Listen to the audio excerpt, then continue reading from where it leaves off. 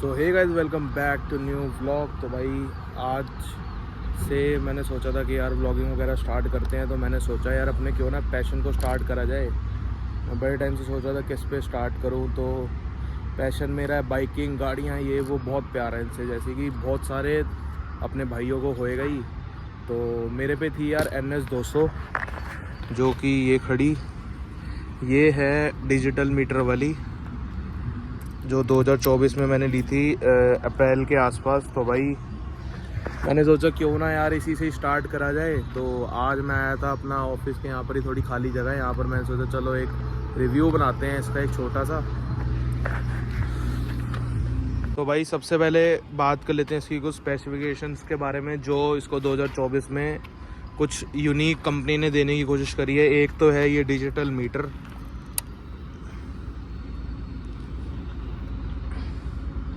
यहाँ पर फ्यूल है, यहाँ पर RPM, kilometre, initial fuel economy यहाँ पर बताता है। ब्लूटूथ के फीचर हैं इसमें, ये रहा बटन, इससे हम मोबाइल को उठा सकते हैं, काट सकते हैं, बट मेरे को यूज़फुल नहीं लगता। और ये कुछ ट्रिप करने के लिए बटन है 2, और बाकी ये रहा किल स्विच। और तो ऐसा कुछ ब्लूटूथ का कुछ है नहीं इसके अंदर फ़ायदा, बस नेविगेशन दिखाता है, बट वो टर्न बाय टर्न नेविगेशन है। जैसे अगर आपने कुछ मैप की, और उसकी सबसे बड़ी दिक्कत एक ये है कि इन्हीं की ऐप से जाके आप लोकेशन डालोगे तो यहाँ पर टर्न बाय टर्न दिखाएगा, जो कि बिल्कुल भी यूज़फुल नहीं है।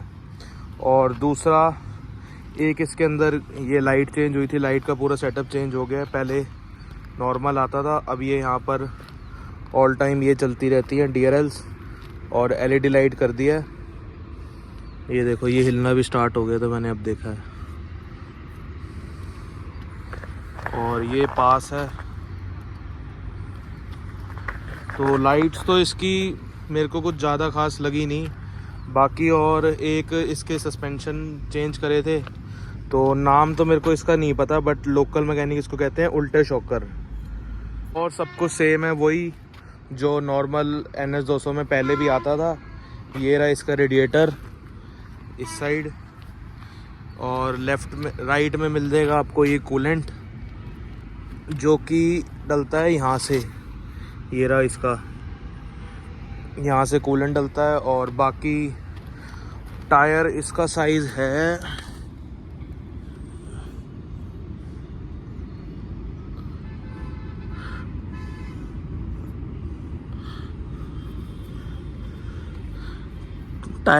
17 इंच। 17 इंच का लॉय है, और 130/70 का है। और ये ट्यूबलेस है, MRF का है। MRF का टायर दिया है। और तो भाई अब जैसा कि सब जानते ही हैं, हर बाइक का, हर किसी चीज़ का प्रोज एंड कॉन होते ही होते हैं। तो भाई सबसे पहले इसकी बात कर लेते हैं प्रोज के बारे में। तो भाई 6 गियर इसके अंदर आते हैं, और स्पीड बहुत तगड़ी स्पीड है। टॉप मेरा वेट कम से कम 100 पा रहा, तो मेरे को बिठा के भी 130 तक कोई दिक्कत नहीं होती, बिल्कुल आराम से जाती है हाईवे के ऊपर। 6 गियर है, और किसी गियर पे कोई लैग नहीं है, बिल्कुल बढ़िया एकदम भक्के चलती है। सिटिंग पोस्चर भी मेरे को पहले 1-2 दिन दिक्कत हुई थी, उसके बाद कोई दिक्कत नहीं हुई। और पीछे बैठने वाले के लिए बिल्कुल ठीक नहीं है, क्योंकि अगर खड्डे वड्डे आते हैं तो बहुत ज़्यादा पीछे वो उसको शॉक पड़ता है, क्योंकि पीछे वाला शॉकर मेरे को ज़्यादा बढ़िया नहीं लगा। बाकी आगे के लिए बिल्कुल ठीक है। और दूसरा भाई, इसके सिर्फ जो प्रोज है ना, वो मेरे को सिर्फ ये 2 ही लगते हैं। एक सिटिंग पोस्चर ठीक है राइडर के लिए, और एक स्पीड। बाकी अब इसका असली खेल शुरू होगा जब मैं इसके कॉन्स बताना स्टार्ट करूँगा। तो भाई मेरे को तो बहुत ज़्यादा दिक्कत आ रही है इस बाइक के अंदर, जो कि मैं सोच रहा हूँ कि यार इस बाइक को बेच भी दूँ। वो क्योंकि यार अभी मैं दिक्कतें आपको बताता हूँ। एक दिक्कत नहीं है, बहुत सारी दिक्कतें आई जा रही है बार बार। 10,000 मैंने चलाई है, और बहुत ज़्यादा खर्चा मांग चुकी है बाइक। तो भाई सबसे पहले जो दिक्कत हुई थी वो हुई थी चलाते चलाते मेरे दोस्त से बस खड़ी गिरी थी। वो स्टैंड लगा रहा था, तो इसका एक तो ये चिमटा टेढ़ा हो गया यहाँ से। तो भाई इस ऐसी के बिल्ड क्वालिटी की खड़े बाइक गिरेगी और चिमटा टेढ़ा हो जाएगा, तो मेरे को तो बढ़िया नहीं लगी फिर। और दूसरा, जब मैं नई लाया था तो स्टार्टिंग में दिक्कत आ रही थी इसके 1 महीने तक। हर 2 दिन बाद कूलेंट ख़त्म हो जाता था, ना कहीं से लीक हो रहा था, ना कुछ हो रहा था। और जो अभी एक सबसे बड़ी दिक्कत आ रखी है, जो कि मैंने कंपनी को सेकंड सर्विस पे भी बताया था, फिर उसके बाद थर्ड पे भी बताया। उसके बाद मैं दोबारा विजिट करा इनके सर्विस सेंटर पे, बट वो दिक्कत ठीक नहीं हो रही। वो दिक्कत है ये, पहले जो ऑयल आ रहा था वो आ रहा था चैन के यहाँ से, ये आप देखोगे अभी भी यहाँ पर कुछ ऑयल बना पड़ा है। फिर ऑयल आना स्टार्ट हुआ यहाँ से, फिर उन्होंने दोनों जगह से इसको खोल के क्लीन कर दिया, कह रहे लीकेज कहीं भी नहीं है। यहाँ पर एक पीछे सील होती है वो भी मैंने चेंज करवा दी कि चलो हटा दो, वहाँ पर ऑयल नहीं था बट फिर भी मैंने हटवा दी। दूसरा ये देखो यहाँ पर भी पता नहीं क्या क्या है, मेरे को कुछ समझ नहीं आ रहा मतलब क्या हो रहा है बाइक के अंदर।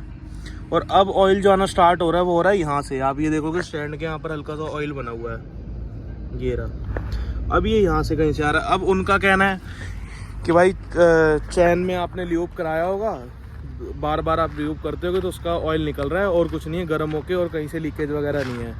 बट मैंने जो लास्ट ल्यूब करवाया था वो भाई सीधा थर्ड सर्विस पे इन्हीं से ही करवाया था। उसके बाद भी कितने 1000-1500 किलोमीटर चल चुकी है। तो भाई एक एक महीने तक अगर ऐसे ऑयल गिरेगा, डेली का एक एक बूंद गिर रहा है, चाहे वो कह रहे हैं थोड़ा सा ही तो है यार, थोड़े से थोड़ी कुछ होता है। डेली अगर एक बूंद गिर रही है तो इसका मतलब कोई मेजर दिक्कत है इसके अंदर, जो कि वो ठीक नहीं कर रहे। तो भाई अभी सोच रहा हूँ मैं 1-2 दिन तक या फिर अपने लोकल मैकेनिक को किसी को दिखाऊँ।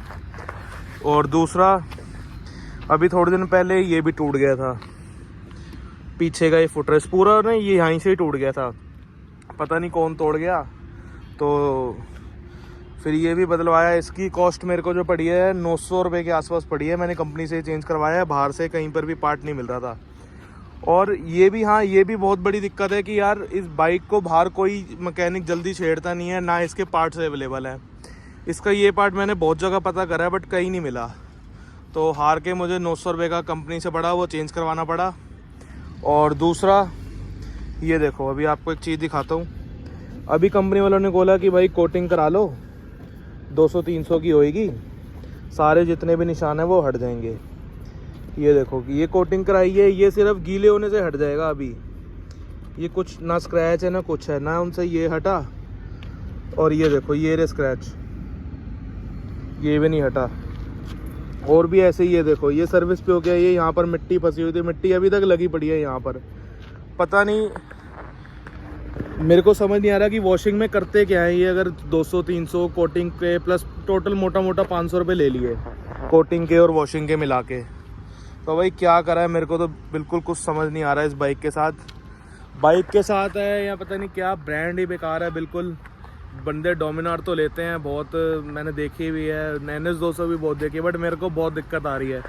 तो फ़िलहाल तो अभी मैं यही सोच रहा हूँ, 1-2 महीना बस और वेट करूँगा इसके लिए। उसके बाद मैं सोच रहा हूँ कि यार इसको सेल आउट कर दूँ और इसके बदले यामा की कोई FZ वगैरह उठा लूँ, क्योंकि R15 तो मेरी बैक में इशू है।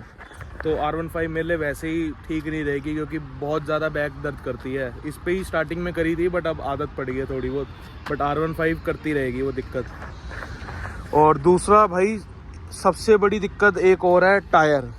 बिल्कुल बेकार टायर लगा रखा है इसके अंदर, इतने पंचर होते हैं, छोटा सा कुछ लकड़ी का वो कुछ सब चला जाता है अंदर और पंचर हो जाता है। नाना करते अभी 10,000 में आप सोचो कि 20 पंचर मैं लगवा चुका हूँ इसके अंदर।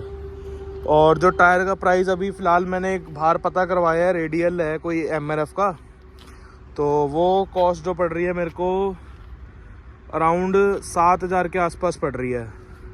7,000 के अंदर दोनों टायर चेंज हो जाएंगे। तो देखते हैं यार, फ़िलहाल करवा तो लूँ मैं चेंज, कोई दिक्कत नहीं है, बट पता नहीं क्यों इस बाइक पे पैसे लगाने का मेरा मन ही नहीं कर रहा है कि मैं इस पर अब और पैसे लगाऊं। जैसे चल रही है चलने दो बस। ऑयल की एक दिक्कत अगर ठीक हो जाए वो बहुत बड़ी दिक्कत है, अगर ऑयल की भी दिक्कत ठीक हो जाती है तो मेरे लिए हाँ ठीक है भाई, काम चल रहा है। और एवरेज मेरे हिसाब से यार 200 सीसी के इंजन के हिसाब से तो कम है, बट हाँ जिस हिसाब से परफॉर्मेंस है उस हिसाब से बहुत सही है। अभी भी आप देखोगे एवरेज फ्यूल इकोनॉमी 34 दिखा रहा है ट्रिप A में, ट्रिप B में भी 34 ही है। तो हाँ 34 तो ठीक है मेरे हिसाब से, 34 कोई बुरी माइलेज नहीं है 200 सीसी के हिसाब से। मैं भगाता भी बहुत तेज हूँ, 100-120 पे चलती है हाईवे पे। मेरा डेली उत्तम नगर से बहादुरगढ़ आना है तो हाईवे बिल्कुल खाली रहता है, इतनी तो मैं चला लेता हूँ। और 100-120 तो कोई ज़्यादा इतनी स्पीड भी नहीं है कि ऐसी दिक्कतें आनी स्टार्ट हो जाएँ इसके अंदर। तो देखते हैं भाई, जो भी कोई लेगा भाई एक बार ये वीडियो देख लो, मेरे को तो आ रही है बहुत दिक्कत। इंडियन ब्रांड का यही पंगा है मेरे हिसाब से। तो भाई इंडियन ब्रांड अवॉइड ही करो तो मेरे हिसाब से तो ठीक ही है, क्योंकि यार मेहनत से कमाए हुए पैसों के अंदर ऐसी बाइकों में दिक्कत आने लग गई ना तो बुरा लगता है कि यार पैसे लगाए, 2 लाख की मुझे पड़ गई है बाइक, तो अब दिक्कतें आनी स्टार्ट हो रही हैं। अभी टाइम भी कुछ नहीं हुआ यार, 50-60 हज़ार के आसपास हाँ दिक्कतें आए कि चल ठीक है कि हाँ बाइक हाँ चल गई यार अपनी 5-6 साल। उसके बाद एजिंग का इशू आ ही जाता है बाइकों के अंदर। बट अभी तो यार 6 महीने हुए हैं, 6-7 महीने के अंदर ऐसी दिक्कतें आनी स्टार्ट हो जाएंगी। तो यार मेरे हिसाब से यही है कि टाइम से बेच दो। अगर 1.5 के आसपास भी चली जाए तो मैं तो FZ उठा के ले आऊँगा जो कि 1.5 लाख की आएगी। वो एवरेज भी बढ़िया देगी, मेरा डेली आना जाना 80-70-90 किलोमीटर के आसपास है, तो मेरे को पैसे फ्यूल के भी पैसे बचाएगी। फ्यूल की इतनी कोई इशू नहीं है मेरे को, जितनी मर्जी माइलेज दे है, बट इतनी नहीं है, 30 तो दे ही दे, 30-34 देती है, ठीक है इतनी। हाँ तो और एक इशू इसका ना ब्रेक का भी आया था, ये देखो अभी टाइट है, जैसी पानी में जाएगी पानी में जाके पता नहीं फ्री हो जाती है, फिर इसके वहाँ जाओ सर्विस सेंटर जाओ, इसकी एयर निकलवाओ और फिर जाके चालू हो जाएगी। अब वो कहते हैं कि भाई तुम्हारा आगे का वही ख़राब है, ये पार्ट जो है ये वाला, ये और फिर ना वो कहते हैं कि वारंटी में चेंज होगा, ना ये इंश्योरेंस में क्लेम हुआ, जो अभी पीछे टूटा 1-2 जगह से हैंडल की दिक्कत है, ना वो कुछ मतलब कुछ नहीं कर रहे। बाइक अभी सर्विस के ले गई, यहाँ तक कि अपडेट तक भी नहीं करा उन्होंने। और मेरी बाइक अभी 2-3 दिन पहले मिसिंग भी मार रही थी, तो मैंने यूट्यूब पे जहाँ पर सर्च करा है तो वो लिखा है कि अगर बाई चांस अगर बाइक अपडेट नहीं है तो वो भी एक दिक्कत होती है कि मिसिंग मारे। तो देखता हूँ अभी 1-2 दिन तक अब जाऊँगा। अभी तो संडे की कितनी छुट्टी मिलती है, बस उसी छुट्टी पे मैं जा पाता हूँ सर्विस सेंटर। हर संडे मेरा सर्विस सेंटर में ही निकल जाता है पूरा दिन। और सबसे बेकार सर्विस सेंटर आप जाओगे, सुबह 9 बजे पहुँचो, आप शर्त लगा लो अगर 5-6 बजे से पहले फ्री हो जाओ। फॉर्च्यूनर की भी ना मेरे दोस्त के पास है, 1 घंटे में उसकी वो हो जाती है सर्विस, सिर्फ 1 घंटे के अंदर। वो फॉर्च्यूनर इतनी बड़ी गाड़ी 1 घंटे में पूरी सर्विस हो जाती है। और ये बजाज क्या है, ये 6-6 घंटे 8-8 घंटे लग रहे हैं सर्विस करने में, नंबर ही नहीं आता। इतनी बाइक हैं, इतनी बाइक वहाँ पर खड़ी हैं, कोई मैनेजिंग भी बिल्कुल ठीक नहीं है, पता नहीं क्या करते हैं, पर बहुत टाइम लग जाता है। तो भाई ये थी कुछ आज छोटी सी एक वीडियो जो मैंने बनाई है, तो अच्छी लगी तो यार लाइक सब्सक्राइब करना और शेयर भी करना। ऐसे ही मैं कुछ और वीडियो के भी रिव्यू लाता रहूँगा। फ़िलहाल अभी शायद मैंने कल एक राइड पे जाना है, उस पर मैं सोच रहा हूँ कि अपने भाई की जावा ले जाऊँ। अभी सोच रहा हूँ उसको फ़ोन करूँगा, देखता हूँ अगर फ्री होएगी उसकी बाइक तो कल जावा लेके जाते हैं। बट पहले अगर राइड का प्लान कंफर्म होता है तभी उसको फ़ोन करता हूँ। तो कल अगर राइड पे गए तो राइड पे भी कुछ आपको मिल जाएंगी वीडियोस वगैरह। बाकी भाई मिलते हैं ऐसी किसी एक और वीडियो के साथ। और जो भी भाई बजाज की NS 200 ले रहा है तो एक बारी पहले ये वीडियो देख ले क्यों, और मेरे हिसाब से ना ही ले तो ज़्यादा बेटर है। किसी और ब्रांड पे जाना जाए या तो रॉयल एनफील्ड ले ले, बुलेट ले ले, कोई दिक्कत नहीं है, बहुत बढ़िया बाइक है वो। मैंने बस जल्दी में उठा ली, मेरे दोस्त के पास थी, जिम में आता था वो, तो भाई उसको देख के मैंने भी ले ली है। कोई नहीं, अभी झेलते हैं, देखते हैं, दिक्कत ठीक होगी तो रख लेंगे, नहीं हुई तो भाई बेच देंगे।